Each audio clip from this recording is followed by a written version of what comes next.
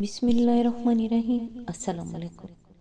نبی کریم صلی اللہ علیہ وآلہ وسلم نے فرمایا، جو شخص اللہ سے مسلسل استغفار کرتا ہے، اللہ اس کے لیے ہر تنگی سے نکلنے کا راستہ اور ہر پریشانی سے نجات کا ذریعہ بنا دیتا ہے، اور اسے ایسی جگہ سے رزق دیتا ہے جہاں سے اسے کبھی گمان بھی نہیں ہوتا۔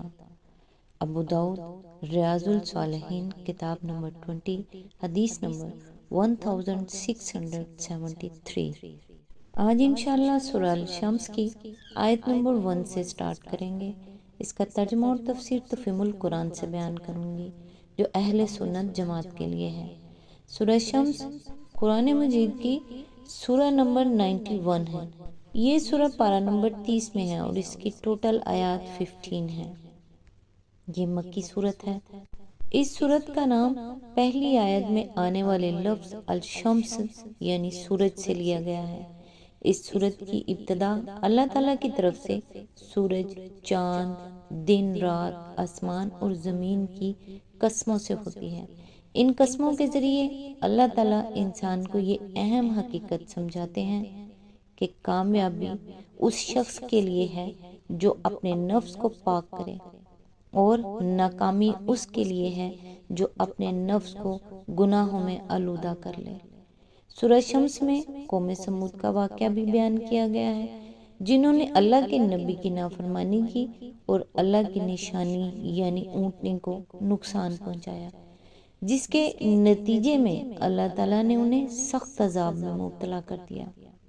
اس واقعے کے ذریعے انسانوں کو یہ سبق دیا گیا ہے کہ جو لوگ اللہ کے احکام کی نافرمانی کرتے ہیں وہ بالآخر نقصان ہی اٹھاتے ہیں۔ یہ صورت انسان کو اپنے نفس کی اصلاح اور تقوی اختیار کرنے اور اللہ کے احکام پر عمل کرنے کی نصیحت کرتی ہے تاکہ وہ دنیا اور آخرت دونوں میں کامیابی حاصل کر سکے۔ تو آئیے سٹارٹ کرتے ہیں سورہ شمس کی آیت نمبر 1 سے۔ اعوذ باللہ من الشیطان الرجیم، بسم اللہ الرحمن الرحیم۔ سورج اور اس کی دھوپ کی قسم۔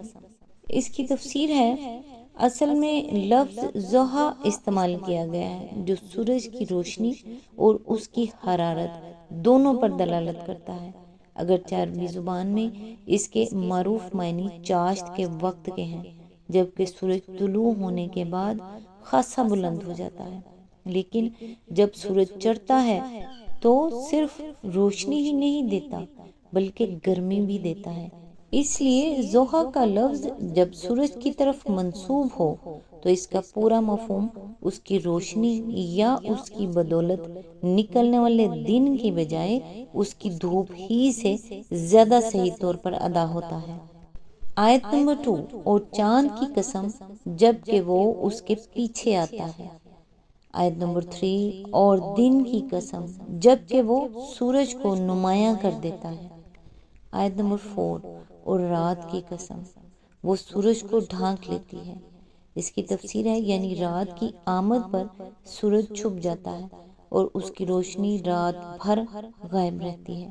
اس کیفیت کو یوں بیان کیا گیا ہے کہ رات سورج کو ڈھانک لیتی ہے، کیونکہ رات کی اصل حقیقت سورج کا افق سے نیچے اتر جانا ہے، جس کی وجہ سے اس کی روشنی زمین کے اس حصے تک نہیں پہنچ سکتی جہاں رات طاری ہو گئی ہو۔ آیت نمبر 5، اور آسمان کی اور اس ذات کی قسم جس نے اسے قائم کیا۔ اس کی تفسیر ہے، یعنی چھت کی طرح اسے زمین پر اٹھا کھڑا کیا۔ اس آیت اور اس کے بعد کی 2 آیتوں میں ماں کا لفظ استعمال ہوا ہے، یعنی ماں بناہا اور ماں تہاہا اور ماں سواہا۔ اس لفظ ماں کو مفسرین کے ایک گروہ نے مصدری معنوں میں لیا ہے، اور وہ ان آیتوں کا مطلب یہ بیان کرتے ہیں کہ آسمان اور اس کے قائم کیے جانے کی قسم، زمین اور اس کے بچھائے جانے کی قسم، اور نفس اور اس کے ہموار کیے جانے کی قسم۔ لیکن یہ معنی اس لیے درست نہیں ہے کہ ان 3 فکروں کے بعد یہ فکرہ کہ پھر اس کی بدی اور اس کی پرہیزگاری اس پر الہام کر دی۔ اس سلسلہ کلام کے ساتھ ٹھیک نہیں بیٹھتا۔ دوسرے مفسرین نے یہاں ماں کو من یا الذی کے معنی میں لیا اور وہ ان فکروں کا مطلب یہ لیتے ہیں کہ جس نے آسمان کو قائم کیا، جس نے زمین کو بچھایا اور جس نے نفس کو ہموار کیا۔ یہی دوسرا مطلب ہمارے نزدیک صحیح ہے اور اس پر یہ اعتراض نہیں ہو سکتا کہ ماں عربی زبان میں بے جان اشیاء اور بے عقل مخلوقات کے لیے استعمال ہوتا ہے۔ خود قرآن میں اس کی بکثرت مثالیں موجود ہیں کہ ماں کو من کے معنی میں استعمال کیا گیا ہے۔ مثلاً وَلَا أَنْتُمْ عَابِدُونَ مَا أَعْبُدُ، یعنی اور نہ تم اس کی عبادت کرنے والے ہو جس کی میں عبادت کرتا ہوں۔ فَانْكِحُوا مَا طَابَ لَكُم مِّنَ النِّسَاءِ، یعنی پس عورتوں میں سے جو تمہیں پسند آئیں ان سے نکاح کر لو۔ وَلَا تَنْكِحُوا مَا نَكَحَ آبَاؤُكُم مِّنَ النِّسَاءِ، یعنی اور جن عورتوں سے تمہارے باپوں نے نکاح کیا ہو ان سے نکاح نہ کرو۔ آیت نمبر 6، اور زمین کی اور اس ذات کی قسم جس نے اسے بچھایا۔ آیت نمبر 7، اور نفس انسانی کی اور اس ذات کی قسم جس نے اسے ہموار کیا۔ اس کی تفسیر ہے، ہموار کرنے سے مراد یہ ہے کہ اس کو ایسا جسم عطا کیا جو اپنے قامت راست اور اپنے ہاتھ پاؤں اور اپنے دماغ کے اعتبار سے انسان کی سی زندگی بسر کرنے کے لیے موزوں ترین تھا۔ اس کو دیکھنے، سننے، چھونے، چکھنے اور سونگھنے کے ایسے حواس عطا کیے جو اپنے تناسب اور اپنی خصوصیات کی بنا پر اس کے لیے بہترین ذریعہ علم بن سکتے تھے۔ اس کو قوت عقل اور فکر، قوت استدلال و استنباط، قوت خیال، قوت حافظہ، قوت تمیز، قوت فیصلہ، قوت ارادی اور دوسری ایسی ذہنی قوتیں عطا کیں جن کی بدولت وہ دنیا میں اس کام کے قابل ہوا جو انسان کے کرنے کا ہے۔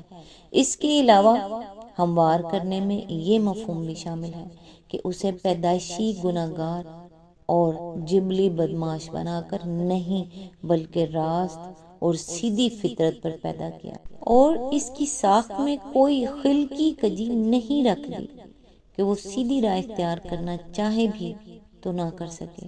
یہی بات ہے جسے سورہ روم میں بائیں الفاظ بیان کیا گیا ہے، فطرت اللہ التی فطر الناس علیہا، یعنی قائم ہو جاؤ اس فطرت پر جس پر اللہ تعالیٰ نے انسانوں کو پیدا کیا ہے۔